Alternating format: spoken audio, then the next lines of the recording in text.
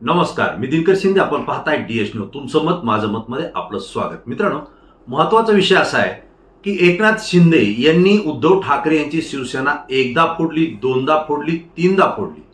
अनेक वेळा उद्धव ठाकरे यांच्याच शिवसेना फोडण्यासाठी एकनाथ शिंदे वेगवेगळे डाव टाकतायत. नेमकं एकनाथ शिंदेंना काय साध्य करायचंय, त्यांचं ध्येय आणि उद्दिष्ट नेमकं काय आहे याचा अंदाज आजही राजकीय विश्लेषकांना येत नाहीये.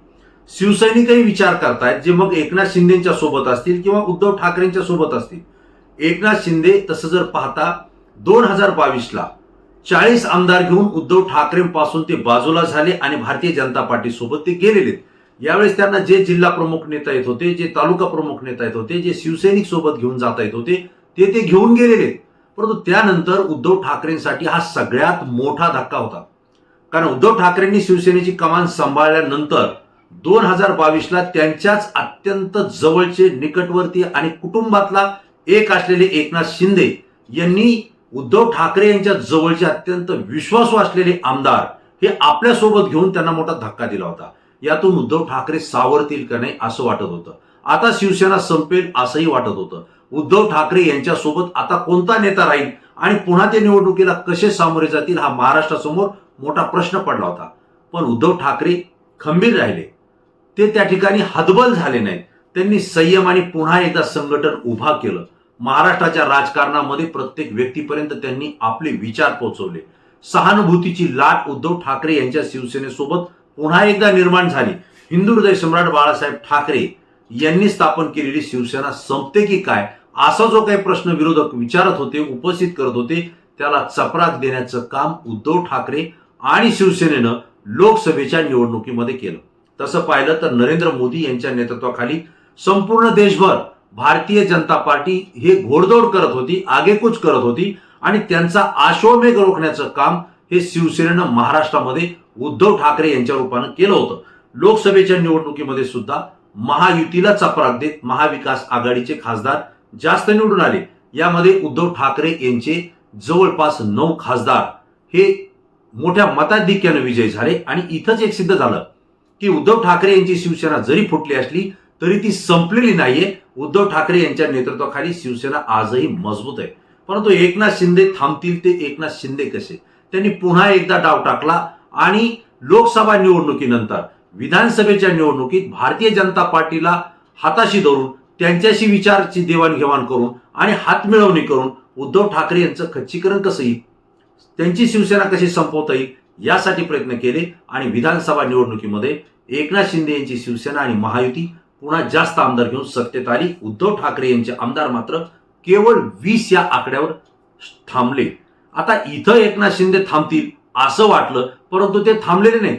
नुकतेच काही 8-10 दिवसापूर्वीच एकनाथ शिंदे यांनी उद्धव ठाकरे यांचे अत्यंत विश्वासू आणि त्यांच्या चेहऱ्यावर निवडून आलेले, त्यांच्याच नवीन बदललेल्या मशाल चिन्हावर निवडून आलेले 6 खासदार हे पुन्हा फोडले आणि आपल्या संपर्कात घेऊन आपल्यासोबत सत्तेत बसवले. लक्षात घ्या, हा सुद्धा उद्धव ठाकरे यांना मोठा धक्का होता. तसं पाहिलं तर 2022चे आमदार फोडणं आणि 2026 मध्ये हे अत्यंत निकटवर्तीय आणि प्रबळ शिवसैनिक असलेले जे काही खासदार आहेत हे 6 खासदार फोडल्यानंतर उद्धव ठाकरे यांना मोठा धक्का बसला. पण ह्या दोन्ही फोडाफोडीच्या दरम्यान अनेक नेते, अनेक आमदार, अनेक माजी मंत्री, अनेक माजी आमदार हे एकनाथ शिंदेंनी फोडून आपल्या सोबत गेलेले. उद्धव ठाकरे यांची शिवसेना कशी खिळखिळी होईल आणि त्यांचं अस्तित्व कसं संपेल आणि बाळासाहेब ठाकरे यांची शिवसेना ही माझ्याच नेतृत्वाखाली कशी आहे हे दाखवण्याचा एकनाथ शिंदे यांनी सातत्यानं प्रयत्न केलाय. एवढ्यावरही एकनाथ शिंदे थांबतील असं वाटलं होतं, परंतु त्यांची भूक काही भागताना दिसत नाहीये. आता सध्या जवळपास 12 ते 14 आमदार हे उद्धव ठाकरे यांच्या शिवसेनेचे एकनाथ शिंदे यांच्या संपर्कात असल्याची बातमी पुन्हा पुन्हा येते. तशी परिस्थिती सुद्धा दिसते. आणि ही सगळी चर्चा घडत असताना त्यांनी पुन्हा एक मोहरा उद्धव ठाकरे यांच्या कुटुंबाशी अत्यंत जवळीक असलेला नेता जो की सचिन अहिर यांनाच त्यांनी फोडलं, जे विधान परिषदेवर आमदार होते. केवळ फोडलं नाही, त्यांनी त्यांना विधान परिषदेमध्ये उपसभापती म्हणून उमेदवारी दिली आणि त्यांना निवडून पण आणलं. यावेळेस मात्र एकनाथ शिंदेंनी स्पष्ट सांगितलं की सचिन अहिर हे फुटलेले नाहीयेत. ते विधान परिषदेवर गेले होते तेव्हा ते धनुष्यबाणावर गेले होते, शिवसेनेच्या उमेदवारीवर गेले होते आणि आजही शिवसेना आणि धनुष्यबाण ही माझ्याकडे आहे, त्यामुळे ते माझ्यासोबत आहेत, ते फुटलेले नाहीयेत.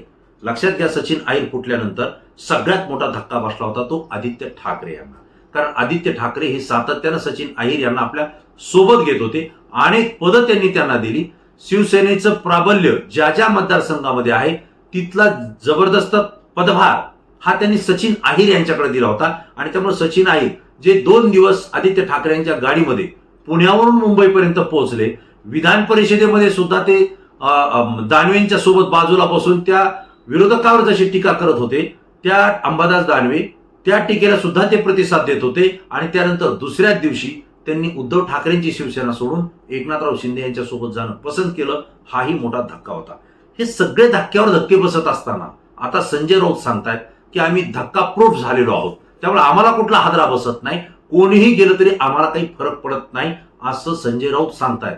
उद्धव ठाकरे सुद्धा हेच सांगतायत, कोणाला जायचं त्याला जाऊ द्या, शिवसैनिक आणि महाराष्ट्रातली जनता ही शिवसेनेवर प्रेम करणारी आहे, त्यामुळे आम्ही खचणार नाही, आम्ही पुन्हा नव्या ताकदीनं उभारी घेऊ आणि पुन्हा महाराष्ट्रामध्ये बाळासाहेब ठाकरेंची शिवसेना उभा करू. उद्धव ठाकरे इथंही खचले नाही. त्यांची सहनशीलता जर पाहिली तर त्यांनी पुन्हा जे 6 खासदार एकनाथ शिंदेसोबत गेले त्या 6ही मतदारसंघामध्ये विराट सभा घेतल्या. त्या ठिकाणी प्रचंड गर्दी आली, उत्साही शिवसैनिकांमध्ये निर्माण झाला. आणि यावेळेस पुन्हा जर निवडणुका झाल्या तर आम्ही उद्धव ठाकरे यांच्याच नेतृत्वाखालचे खासदार निवडून देऊ असा विश्वास सुद्धा त्यांनी त्या ठिकाणी दिलेला आहे. म्हणजेच पुन्हाही मोर्चे बांधणी करत असताना येणाऱ्या 2029च्या विधानसभा निवडणुकीमध्ये आम्ही आमची ताकद दाखवू अशा पद्धतीची रणनीती ही उद्धव ठाकरे, आदित्य ठाकरे आणि त्यांच्या सोबत राहिलेले खासदार आमदार हे करतायत. परंतु एकनाथ शिंदे इथंही थांबलेले नाहीयेत. हे सगळी फोडाफोडी करत असताना 2 वर्ष त्यांनी फोडाफोडी केलेली आहे. आता मात्र त्यांनी थेट टार्गेट केलंय ते ठाकरे परिवाराला केलेलं आहे आणि मातोश्रीला अडचणीत आणण्याचा प्रयत्न हा एकनाथ शिंदे करतायत. मोठा मास्टर स्ट्रोक हे एकनाथ शिंदे या ठिकाणी देत आहेत अशी शक्यता आपल्याला दिसते. त्यांनी हालचाली अगदी तशा पद्धतीने केल्या आहेत. कारण उद्धव ठाकरे हे महाराष्ट्राच्या प्रत्येक मतदारसंघामध्ये जाऊ शकणार नाहीयेत, मर्यादा आहेत. आणि त्यामुळे दुसरी जबाबदारी येते ती म्हणजे आदित्य ठाकरे यांच्यावर. विधानसभा असो, लोकसभा असो, महानगरपालिका आणि नगरपालिका असो, या प्रत्येक ठिकाणी सामोरे जाऊन लढण्याची जी काही जबाबदारी आहे ती आदित्य ठाकरे यांच्यावर आहे. आणि आदित्य ठाकरे जर महाराष्ट्रभर फिरले, प्रत्येक मतदारसंघात फिरले, आपले विचार, उद्धव ठाकरेंची कार्यपद्धती आणि बाळासाहेब ठाकरे यांनी महाराष्ट्रात स्थापन केलेली शिवसेना, तिचे ध्येय उद्दिष्ट जर जनतेपर्यंत सांगत बसले आणि सत्ताधारी कशा पद्धतीनं राजकारण महाराष्ट्रात फोडाफोडीचं करतायत याच्यावरती जर ते प्रकाश टाकू शकले तर निश्चितपणे महाराष्ट्रातली जनता ही पुन्हा एकदा शिवसेनेसोबत जाऊ शकते. याची खात्री ही भारतीय जनता पार्टीचे महाराष्ट्रातले नेते असतील, मग ते देवेंद्र फडणवीस असतील किंवा देशाचे नेते अमित शहा असतील, नरेंद्र मोदी असतील किंवा एकनाथ शिंदे असतील, यांना सगळ्यांना माहिती आहे की हा बदल होऊ शकतो. आणि हे जर रोखायचं असेल तर मग सगळ्यात महत्वाचं आहे आदित्य ठाकरे यांना रोखणं गरजेचं आहे. आदित्य ठाकरे हे मुंबईतील वरळी मतदारसंघातून आमदार झालेले आहेत. तसं पाहिलं तर हिंदू हृदय सम्राट बाळासाहेब ठाकरे यांच्या कुटुंबात कोणीही निवडणूक लढलेलं नाही आणि लढणार नाही असंही त्यांनी सांगितलं होतं. पण वेळ आली, परिस्थिती आली तर ज्याच्यात दम असेल तो लढेल किंवा ज्याला वाटेल तो लढेल, ही जी भूमिका शिवसेनेमध्ये होती तीच आदित्य ठाकरे यांच्या रूपानं पुढे आली. आणि वरळी मतदारसंघामध्ये आदित्य ठाकरे हे ठाकरे परिवारातले पहिले नेते आहेत जे निवडणूक प्रत्यक्षपणे लढले आणि त्या ठिकाणी पहिल्याच निवडणुकीत ते आमदार सुद्धा झाले. त्यामुळे आदित्य ठाकरेंना वरळीमध्ये कसं रोखता येईल, त्याच मतदारसंघात कसं थांबवता येईल, यासाठी एकनाथ शिंदे हे भारतीय जनता पार्टीच्या मदतीनं आणि भारतीय जनता पार्टी एकनाथ शिंदेंना पुढे करून हे प्रयत्न करताना आपल्याला दिसते. त्याचं वास्तव असं आहे की याच वरळी मतदारसंघामध्ये आज जर परिस्थिती पाहिली तर सचिन अहिर हे याच मतदारसंघातले आमदार आहेत. उद्धव ठाकरे आणि बाळासाहेब ठाकरे यांच्या शिवसेनेचे कट्टर असलेले सुनील शिंदे हे आमदार याच मतदारसंघामध्ये होते. ज्यावेळी सचिन अहिर राष्ट्रवादी काँग्रेस शरद पवार गटात होते तेव्हा सुनील शिंदे यांनी त्यांचा शिवसेनेकडून पराभव केला होता. आणि त्यानंतर सचिन अहिर यांच्या लक्षात आलं की इथं शिवसेनेचं प्राबल्य आहे, त्यामुळे आपण इथं थांबून आता चालणार नाही. त्यांनी शिवसेनेमध्ये प्रवेश केलेला आहे आणि हा प्रवेश केल्यानंतर आदित्य ठाकरे, उद्धव ठाकरे यांनी त्यांना अनेक पदं दिलेली आहेत, विधान परिषदेवर घेतलेलं आहे, शिवसेनेची जबाबदारी, महत्वाची पदं त्यांच्याकडे दिली होती. हे सगळं करत असताना आता सचिन अहिर हे एकनाथ शिंदेंनी आपल्या सोबत घेतले. म्हणजे हा सगळ्यात मोठा हादरा हा आदित्य ठाकरे यांना आहे आणि त्याही पुढे जाऊन तो मातोश्रीला सुद्धा आहे. कारण त्यांच्या कुटुंबातला एक नेता या निवडणुकीमध्ये सामोरं जात असताना त्याला अडवण्याचं काम आता सचिन अहिर हे करतील. दुसरे आमदार आहेत सुनील शिंदे, जे आजही उद्धव ठाकरे यांच्या सोबत आहेत, परंतु एकनाथ शिंदे यांच्या सानिध्यात ते आहेत तिकडे ते प्रवेश करतील अशा चर्चा माध्यमांच्या समोर आल्या. कदाचित हे एकनाथ शिंदे यांच्या गटानं त्या पेरल्या असाव्यात असंही सुनील शिंदे यांनी सांगितलंय. परंतु भविष्यामध्ये पुन्हा सुनील शिंदेचं महत्व जर पाहिलं राजकीय दृष्ट्या आणि ठाकरे परिवाराला थोपवण्यासाठी, त्यावेळेस एकनाथ शिंदे किंवा भारतीय जनता पार्टी, देवेंद्र फडणवीस हे काय रणनीती आखतील, कशा पद्धतीची कूटनीती करतील आणि सुनील शिंदे यांना आपल्या बाजूला घेण्याचे प्रयत्न करतील हे आज सांगणं कठीण आहे. परंतु त्यांचे प्रयत्न ते 100% राहतील असा विश्वास मला या ठिकाणी आज आहे. जर तसं झालं तर परिस्थिती पहा. आज हा वरळी मतदारसंघ जो आहे याच ठिकाणचे मिलिंद देवरा, जे की काँग्रेसचे नेते होते, ते शिवसेनेमध्ये आले होते आणि शिवसेनेमध्ये खासदार झाल्यानंतर ज्यावेळेस पराभव झाला त्यावेळेस ते पुन्हा एकनाथ शिंदेंनी आपल्या सोबत घेतलेले आहेत. म्हणजे मिलिंद देवरा या वरळी मतदारसंघाचं प्राबल्य जिथं आहे किंवा ज्या भागामध्ये त्यांची ओळख आहे त्याच भागात मिलिंद देवरा येतात. मिलिंद देवरा ही उच्चभ्रू त्या ठिकाणी जी सोसायटी आहे त्या सोसायटीतल्या सगळ्यांशी संपर्कात आहेत, त्यांचं ते नेतृत्व करतायत. दुसरं म्हणजे गुजराती लोकांची संख्या या भागामध्ये जास्त आहे, मतदारांची जी भागामध्ये संख्या जास्त आहे, त्यांच्याशी मिलिंद देवरा हे सातत्यानं संपर्कात आहेत. आणि म्हणून मिलिंद देवरा यांना आपल्यासोबत घेऊन एकनाथ शिंदेंनी गुजराती मतदार आणि उच्चभ्रू मतदार यांच्यावर पहिल्यांदाच त्या ठिकाणी कब्जा करून ठेवलेला आहे. तो मतदार त्यांच्याकडे त्यांनी घेतलेला आहे. दुसरा भाग असा आहे की याच ठिकाणी कोळी समाज बांधव मोठ्या संख्येने आहेत, आगरी समाज बांधव त्या ठिकाणी मोठ्या संख्येने आहेत, मराठी माणूस हा सुद्धा या भागामध्ये मोठा आहे, कामगारांची संख्या या ठिकाणी मोठ्या प्रमाणावर आहे आणि त्याचंच नेतृत्व हे सचिन अहिर करत होते. सचिन अहिर हे मराठी माणसांसाठी लढत होते, कामगारांसाठी त्या ठिकाणी लढत होते आणि त्यामुळे त्यांचा दांडगा संपर्क या भागात आहे. त्यांना आपल्यासोबत एक घेऊन एकनाथ शिंदेंनी कोळी समाज बांधव असतील, मराठी समाज बांधव असतील किंवा कामगार असतील यांना आपल्यासोबत खेचण्याचा त्या ठिकाणी प्रयत्न केलेला आहे. म्हणजेच काय की आदित्य ठाकरे हे गेल्या विधानसभेला जवळपास 8-10 हजार मताच्या फरकाने त्या ठिकाणी निवडून आले. त्यामुळे हा जो काही 7-8 हजाराचा फरक आहे तो कमी करायचा आहे, एवढंच काय ते महायुतीच्या समोर आणि एकनाथ शिंदे यांच्या समोर टार्गेट आहे.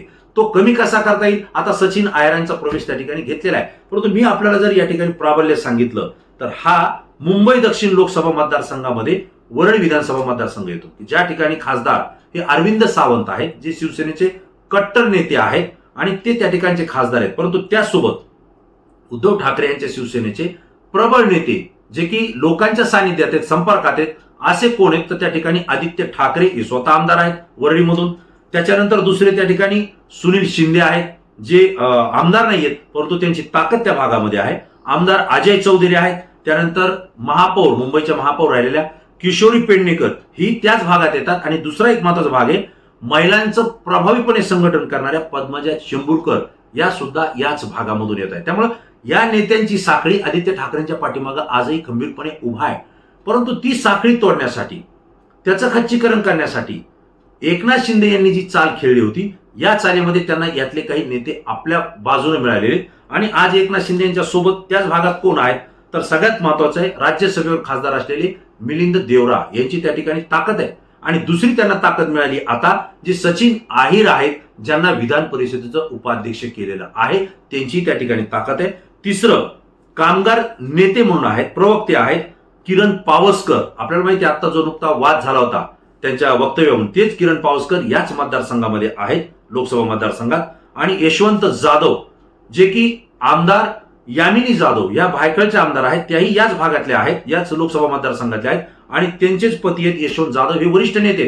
ह्या सगळ्यांची ताकद या लोकसभा मतदारसंघामध्ये आहे, ती आदित्य ठाकरे यांच्या मतदारसंघामध्ये उपद्रव करू शकते. आणि त्यामुळे एकनाथ शिंदेचा पुढचा जो डाव आहे, जो मोठा मास्टर स्ट्रोक आहे, तो म्हणजे असा आहे की आदित्य ठाकरे यांच्या विरोधात मोठी ताकद उभा करायची आहे. आदित्य ठाकरेंना वरळी मतदारसंघामध्येच त्या ठिकाणी अडवून ठेवायचंय, गुंतून ठेवायचंय. एवढंच नाही तर त्यांचा पराभव कसा करता येईल यासाठी पूर्ण प्रयत्न करायचे. आणि त्यांना पूर्ण साथ मिळते ते भारतीय जनता पार्टीचे केंद्रीय नेते, मग ते पंतप्रधान नरेंद्र मोदी असतील, गृहमंत्री अमित शहा असतील आणि महाराष्ट्रातून देवेंद्र फडणवीस असतील. या सगळ्यांची ताकद एकनाथ शिंदेसोबत त्या ठिकाणी जुटते. आणि ही जर सगळी ताकद जुटली तर आदित्य ठाकरे यांचा पराभव होऊ शकतो. तो करण्यासाठी साम दाम दंडभेद सगळं काही या ठिकाणी करण्याची तयारी महायुतीच्या या नेत्यांची आणि या पक्षाची त्या ठिकाणी आहे. आणि त्यामुळे असं जर झालं तर हा मातोश्रीला मोठा धक्का आहे.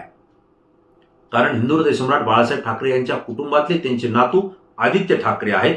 हा बालेकिल्ला आहे शिवसेनेचा आणि याच बालेकिल्ल्यामध्ये ठाकरे कुटुंबातली व्यक्ती आदित्य ठाकरे यांनाच पराभूत करायचंय, त्यांनाच अडवून ठेवायचंय. जर असं होत असेल तर एकनाथ शिंदे हा पुढचा जो डाव टाकतायत तो थेट ठाकरेंच्या विरोधात टाकतायत. ठाकरेंचा पराभव कसा होईल आणि त्यांचं राजकीय अस्तित्व कसं संपेल त्याचा परिणाम संपूर्ण महाराष्ट्रातल्या उद्धव ठाकरे यांच्या शिवसेनेवर कसा होईल यासाठी ते प्रयत्न करतायत. मित्रांनो, हा प्रयत्न अत्यंत विचार करण्यासारखा आहे. ज्या शिवसेनेनं एकनाथ शिंदे यांना वाढवलं, मोठी पदं दिली, त्यांना सांभाळलं, त्यांच्यावर पूर्ण जबाबदारी दिली आणि मातोश्री मधील कुटुंबातला एक व्यक्ती म्हणून एकनाथ शिंदेवर विश्वास ठेवला, त्यांच्यासोबत जे लोक गेले त्यांच्यावरही विश्वास ठेवला. आज हे सगळे मिळून त्याच ठाकरे परिवारातील आदित्य ठाकरे यांना वरळी मतदारसंघात कसं पराभूत करता येईल यासाठी जर प्रयत्नशील असतील आणि त्याला भारतीय जनता पार्टी अशा पद्धतीनं साथ आणि सहकार्य करणार असेल तर मात्र महाराष्ट्रातला शिवसैनिक असेल किंवा महाराष्ट्रातला मराठी माणूस असेल त्यांना हे पटेल का, त्यांना हे सहन होईल का आणि त्याचा रोष एकनाथ शिंदे यांच्या विरोधात जाईल का अशी परिस्थिती आज आहे. असे अनेक प्रश्न या ठिकाणी उपस्थित होत आहेत. मला हे आपल्याला प्रश्न विचारायचा आहे. एकनाथराव शिंदे हे मातोश्रीला धक्का देण्याच्या तयारीत आहेत, मोठा मास्टर स्ट्रोक ते त्या ठिकाणी टाकण्याच्या तयारीत आहेत आणि आता त्यांनी ठाकरे परिवाराला थेट टार्गेट केलंय.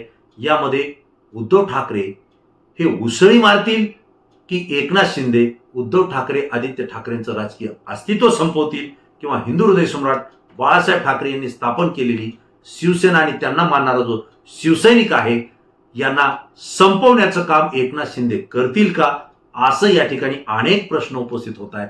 तुम्हाला काय वाटतंय? एकनाथ शिंदे यांचा हा मास्टर स्ट्रोक यशस्वी होईल की पूर्ण डाव त्यांच्यावर पलटेल आणि उद्धव ठाकरे आदित्य ठाकरे महाराष्ट्रामध्ये उसळी मारतील? तुम्हाला काय वाटतंय? तुमची प्रतिक्रिया तात्काळ द्या, कारण तुमची प्रतिक्रिया संपूर्ण महाराष्ट्रातून असते, ती अत्यंत अभ्यासू असते म्हणून आमच्यासाठी महत्त्वाची असते. मित्रांनो, DS न्यूजवर अशी सत्य, रोखोक आणि परखड माहिती पाहिजे असेल तर DS न्यूजला तात्काळ सबस्क्राईब करा आणि सातत्यानं आमच्या संपर्कात राहा. पुन्हा नवीन विषय, नवीन माहिती घेऊन आपल्यासमोर येईल. तोपर्यंत धन्यवाद.